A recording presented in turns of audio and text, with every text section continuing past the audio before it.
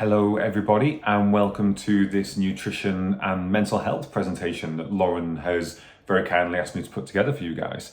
So my name is Mike Gray. I'm a nutritionist from York, up in the north of England, for those of you who don't know. And my approach to nutrition is very much based around the idea that everybody is an individual and everyone's individual needs for nutrition will be ever so slightly different.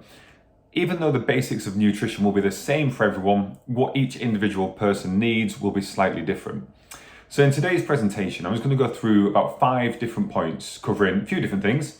So what is a balanced diet? We'll talk about how it will be a little bit different for everyone.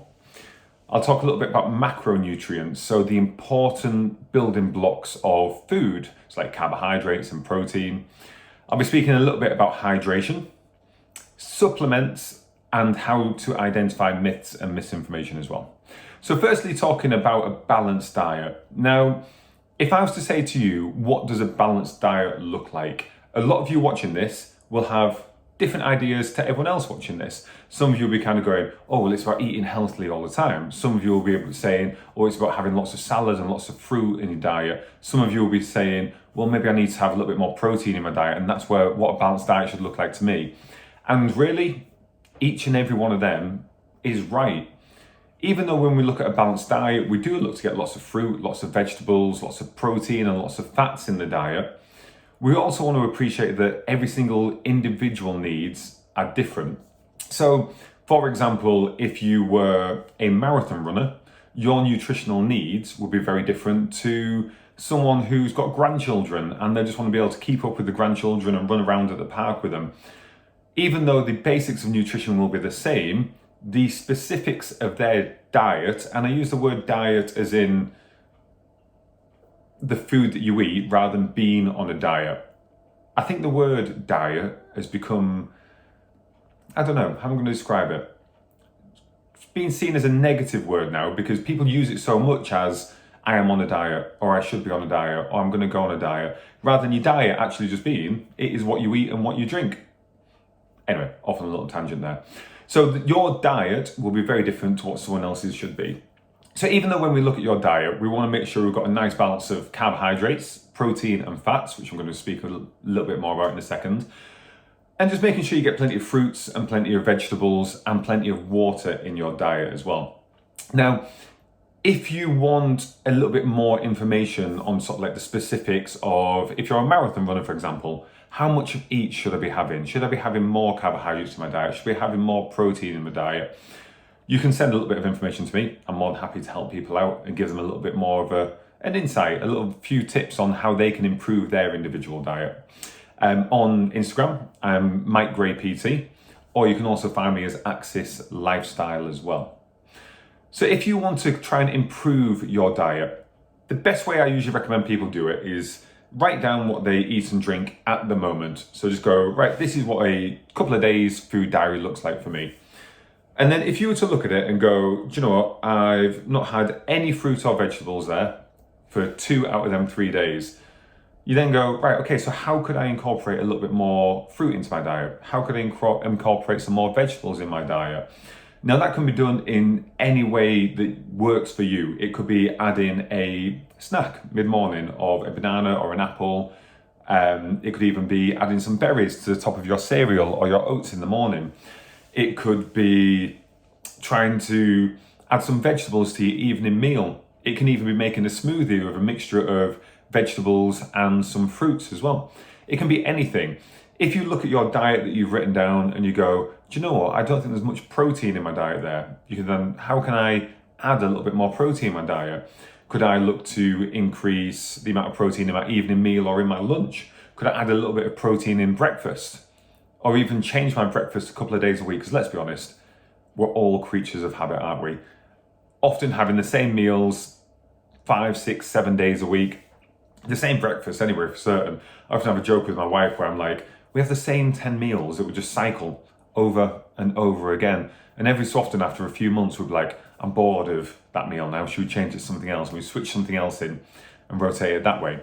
But then all the macronutrients, all the vitamins, all the minerals, all the antioxidants that I'm getting in my diet will be exactly the same. I'd like to think, personally, I've got quite a good balanced diet, but there are definitely ways I could improve it. Certainly ways I could improve it. So when you come to have a look at your diet, just kind of think to yourself, could I add a little bit more fruit in there? Could I add a little bit more vegetables? Do I need a little bit more water in my diet? Or maybe I need a little bit more protein. So when we come on to macronutrients, I've been speaking about them a little bit there already. So your macronutrients are protein, carbohydrates, and dietary fats. So each one has a certain function in the body. Carbohydrates are used for energy. Protein is for rebuilding and repairing muscle, tissue, organs, skin, hair, basically building anything in the body. And dietary fats are generally for anything chemical or hormonal in the body. Now, each one of these has its uses and is needed. The only one that isn't essential in the diet are carbohydrates. And that's probably where you've probably heard people going on low carb or carb-free diets in the past. But it's not something I'd ever recommend, because carbohydrates have a use in the body. If you cut carbohydrates completely, your body has to try and adapt and change to find other fuel sources, other energy sources. And if dieting was something that you wanted to do, you can do that with still incorporating carbohydrates in your diet. So each has a function in the body. So for carbohydrates, generally we get enough carbohydrates in the body. We get enough carbohydrates in the diet in the Western world. You generally find that quite often if you was to have, like, say, cereal or oats in the morning, form of carbohydrates. In lunches, you might have a sandwich or a wrap, or if you have a salad, you're going to get some carbohydrates in there. Because one thing people often forget, that when we look at carbohydrates, if I was to ask you now, could you list me 3 types of carbohydrate? I'm going to give you 10 seconds. Think about it.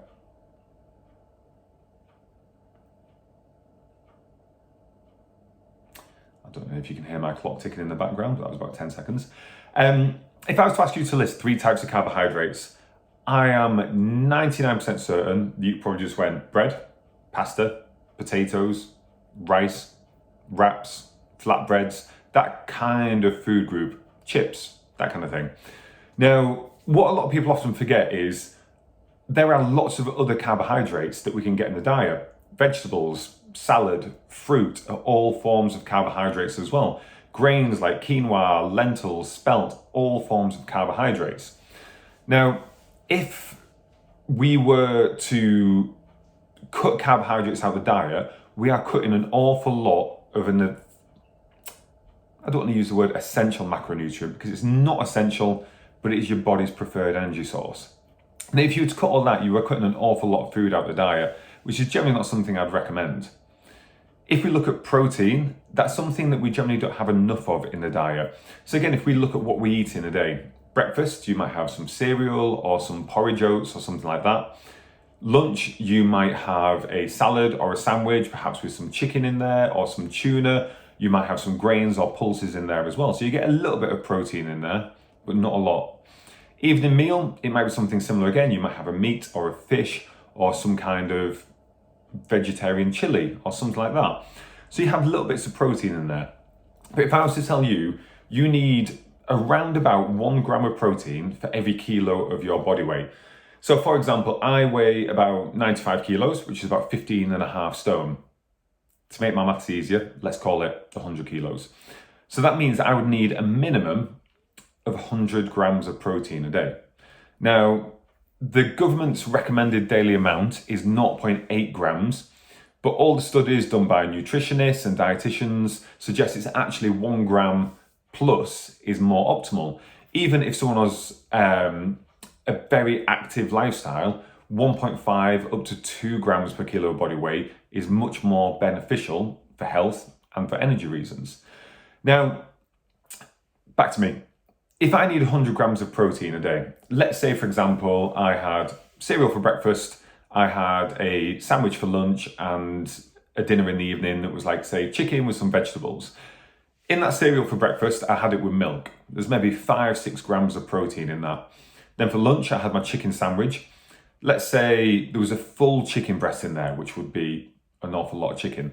There'd be about 20 grams of protein in that. If I then had, say, salmon in the evening, and in the evening I have salmon with vegetables, maybe some like steamed potatoes or something in there as well. or roast potatoes, they'd be a bit nicer, wouldn't they? So in that salmon, there's maybe another 20 grams of protein in there. So throughout the day, I've only had 46 grams of protein, 20 grams in my dinner in the evening, 20 grams with my sandwich at lunch, and about 6 grams in the morning. So you can see I'm there at about half the amount of protein, what my body really needs as a minimum level. So usually when I start looking at people's diets, increasing protein is something that I tend to steer towards first. If they're just wanting to improve health, that is the easy one to go for. So sometimes it can be trying to switch out a couple of breakfasts to increase the protein. If you've got time in the morning, it might be having some scrambled eggs, or it could be having some smoked salmon in the morning rather than your cereal. It could even be, which is something that I do, so I tend to have porridge oats every morning. In my porridge oats, I just put a scoop of protein powder, mix it all up, add the milk. I tend to leave it overnight so I can do it in the morning. And that gets me about 20 grams of protein in addition to that as well. So if you have a look at your 3-day diet that you've written down earlier, could you then look at it and go, how could I increase the protein a little bit there? Now, if you are on a plant-based diet, one thing to consider, there's been this argument going around for years from generally people who are vegetarian and vegan against people who are meat eaters. And meat eaters, I'm going to be honest, can often be quite obnoxious and say, you can't get enough protein in a plant-based diet, which is completely incorrect. I think where they've got their misinformation from, I'm a meat eater, by the way, where they've got their misinformation from is plant-based foods or plants are generally lower in protein compared to meat and fish. Now, protein is made up of a thing that we call amino acids. So amino acids are like the building blocks of protein. So if you imagine a wall, the individual bricks are like the amino acids. The whole wall is like the protein.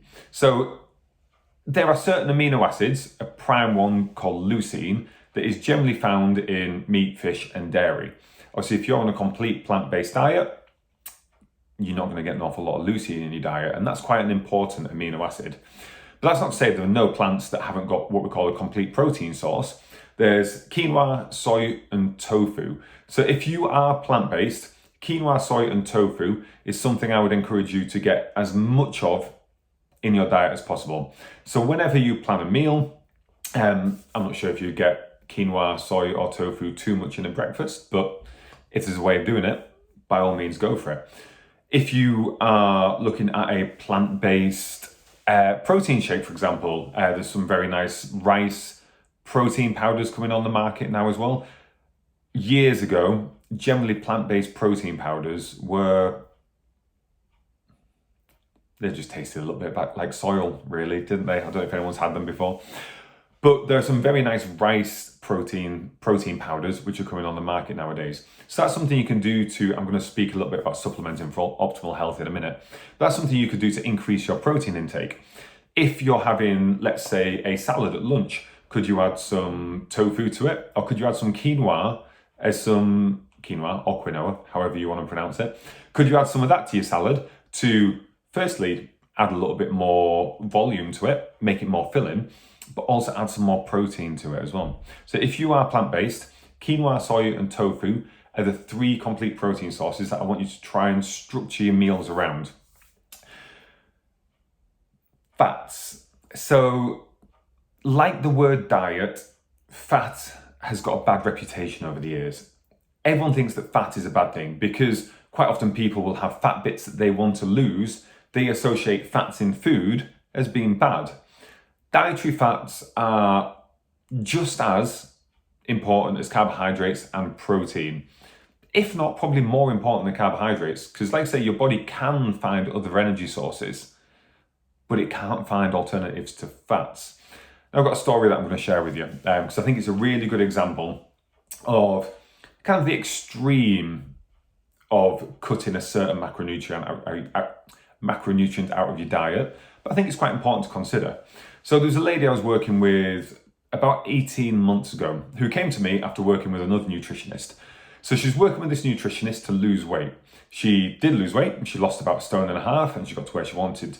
To do this, she went on a very high protein diet, which is great, increased the protein. She reduced carbohydrates, acceptable, But then she pretty much completely cut fat out of the diet.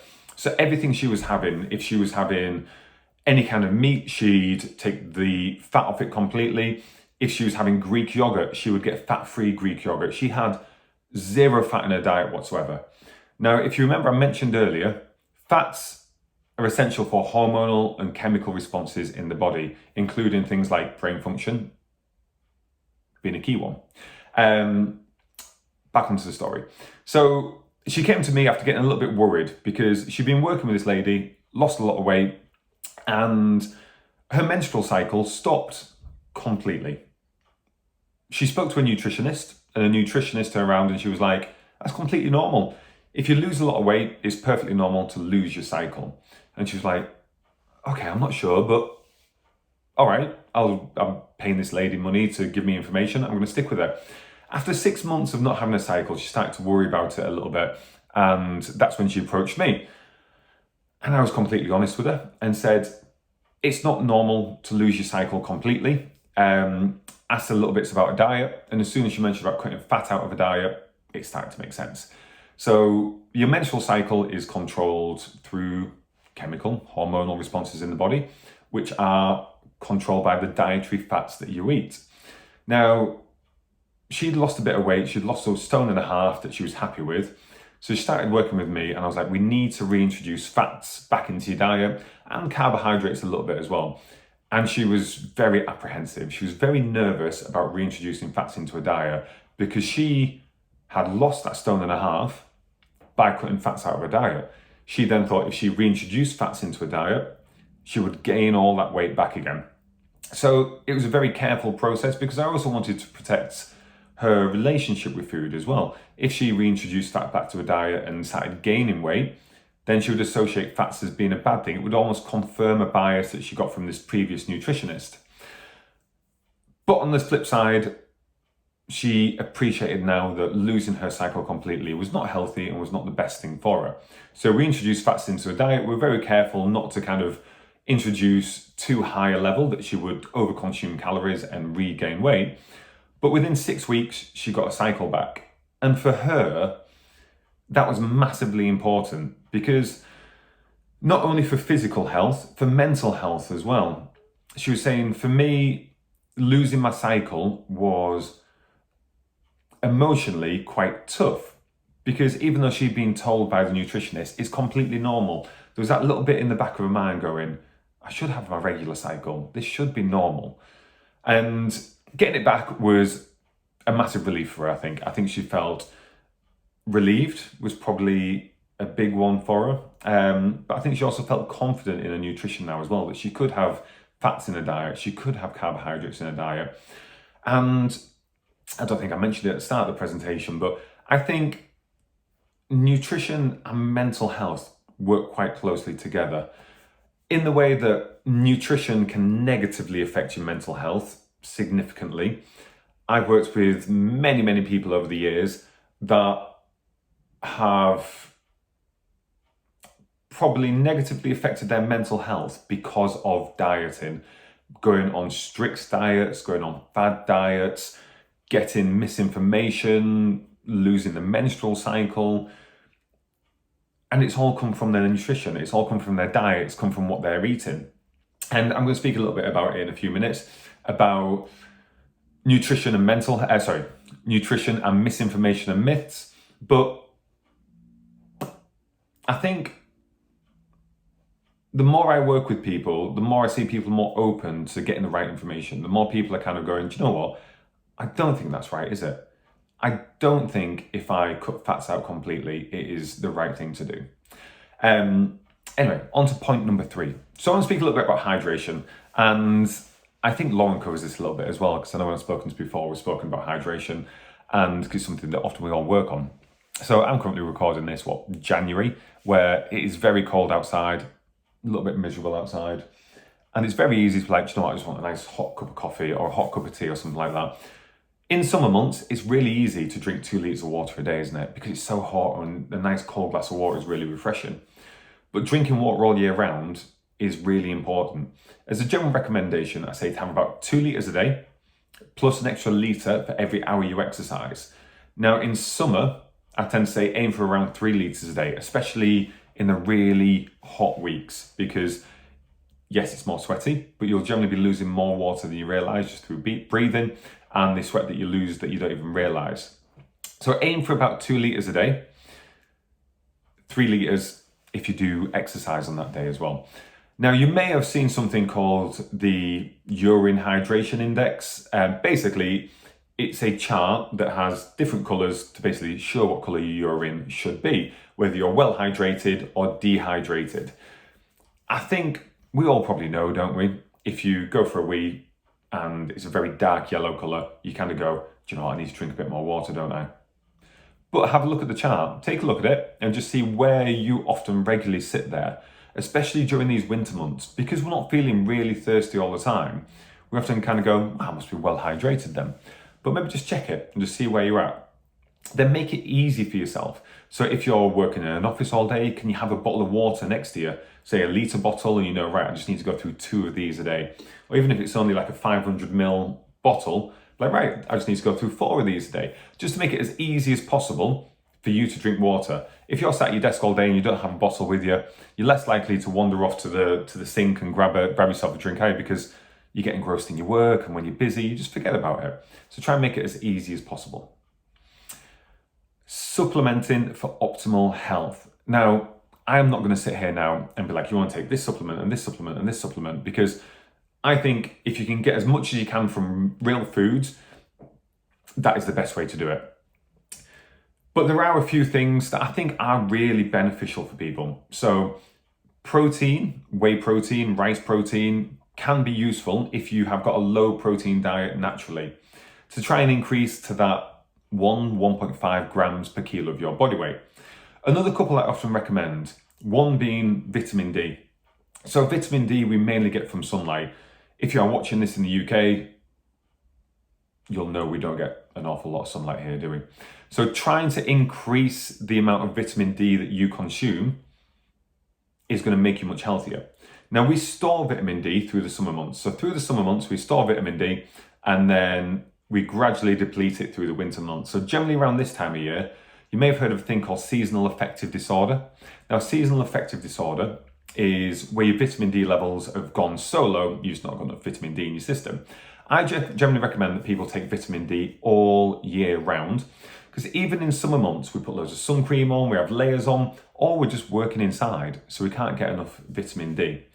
If you are deficient in another vitamin, so generally found through a blood test, maybe it's anemic through like an iron deficiency, vitamin B12 deficiency, they are generally useful to take as a regular supplement as well. But you're only going to know that through doing a blood test. If you do have any symptoms like tiredness, fatigue, headaches, I often say, look at the obvious things. If you feel tired, you've got headaches, do you just need to get a little bit more sleep? Do you need to drink a little bit more water? If you're doing all them things, then it could be a vitamin deficiency. Otherwise, just look at the main obvious thing. If you're feeling tired, this is just more sleep. So there are not many supplements that I recommend taking, but vitamin D is one of the key ones. How to identify myths and misinformation. Now, I'm going to keep this bit short because I don't want to start waffling about loads of things that you kind of go, yeah, that makes sense, Mike. So generally, if it sounds too good to be true, it probably is. If someone says this is a miracle pill that is going to make you super healthy straight away, it sounds too good to be true. It probably is. If someone says this magic pill is going to make you super strong and super fit within 2 weeks, it sounds too good to be true. It probably is. If I was to ask you to just kind of write down for me, what do you think would be the perfect diet? Like I said at the start, you're going to probably go, eat plenty of fruit and vegetables, drink loads of water, get lots of sleep, and have some sources of protein in there as well. And that is about as close to it as you can get. I often use the phrase, we eat well most of the time, so we don't need to worry when we don't. Because I think a lot of people will often put a lot of pressure on themselves when they go out for meals and worry about what they eat. Whereas in reality, having that one meal that's maybe a big burger or a big pizza or something like that isn't going to damage your nutrition. The only bad diet comes from days, weeks, months, and years of not getting your macronutrients, not getting your minerals in there. One pizza or one burger is not going to make a difference. What I try and encourage individual clients to do is eat a well-balanced diet most of the time and enjoy themselves if they go out for a glass of wine and a pizza or something like that. But yeah, that's everything. That's everything I wanted to cover. I feel like I got to the end quite quick there. 25 minutes and 28 seconds. Just about bang on time. Anyway, guys, I'm going to leave it there. I say my name is Mike Gray. If you want any information on me or the work that I do as my business, Axis Lifestyle, you can find me as Mike Gray PT on Instagram or also as Axis Lifestyle. Take care, guys. Bye-bye.